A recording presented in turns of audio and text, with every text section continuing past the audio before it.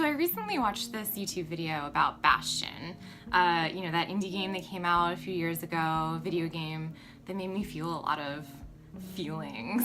The soundtrack is amazing. A lot of the themes are kind of post-colonial. The video talks about how different media excel at different things, and primarily how movies and TV are better at evoking feelings of sympathy, and games are better at evoking feelings of empathy. So sympathy in a movie could be watching someone go through something very sad and feeling sad for them. Whereas in games, empathy is actually feeling the feelings that a character is going through. So instead of watching someone and feeling sad for them, you are acting as a character and feeling the feelings that they're feeling.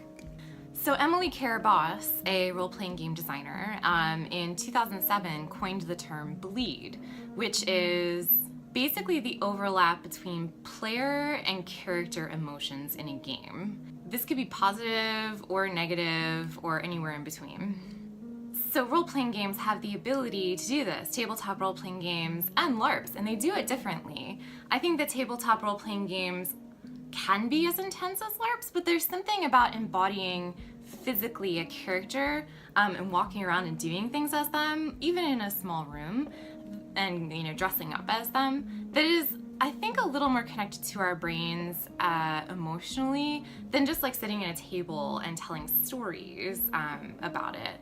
But that's my subjective opinion. So in tabletop role-playing games, the value of this is that you actually have empathy for the things that you're doing in character, the stories that you're telling about your character, and the actions you're taking. You might not personally, while you're sitting at a table telling stories, be saving a seaside village from some sirens, but you are telling the tale, you're taking the action of doing that, and it pings something in our emotional brains that we connect to. We have empathy then for the actions that we are telling our character to do. It's the decision making and the action taking and the agency that we have in telling these stories that allow us to feel this empathy, the feelings that our characters are going through, this bleed. And this is like so rad when you think about why we make and play games.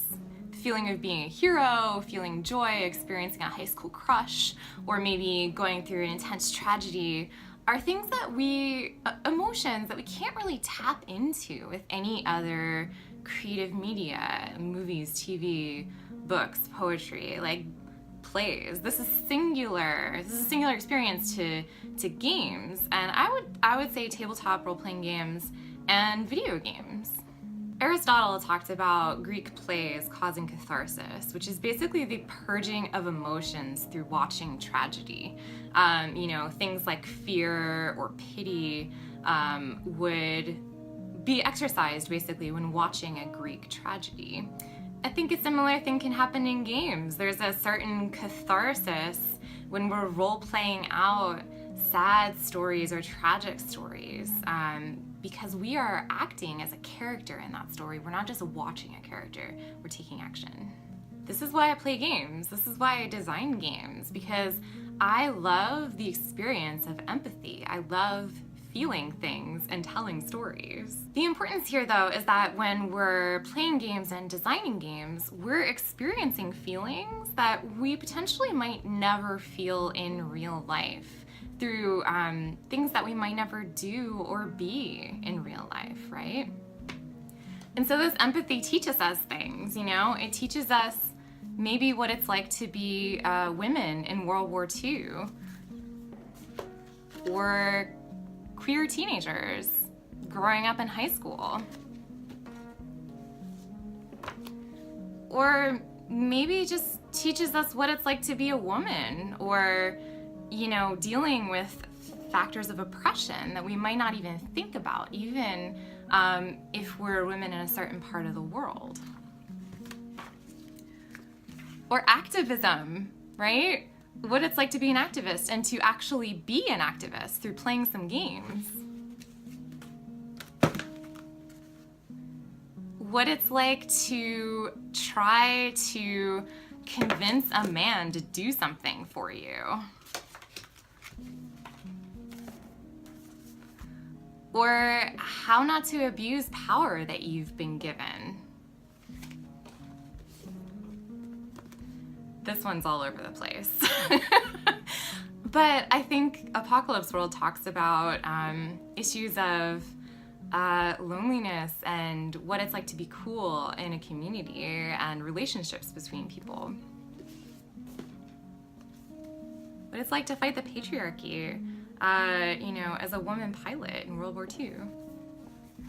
Just some good old-fashioned gothic romance. Or how to be a fantastical adventurer. I think all of these games are just examples, right, of things that you can do in games and emotions that playing those characters in those games could make you feel. When you're watching someone do it, it's passive. But when you're actually playing the game and the character in that setting, you're feeling what that character feels. And you're gaining empathy for that character. And maybe that character is someone not like you. Maybe they have a different race, a different gender, a different ability, a different sexuality. Maybe they're in a different part of the world. Even if it's fantastical, even if it is a world that doesn't exist. These are things that we can learn from through empathy, through feeling feelings. And that's why I think tabletop role-playing games are important.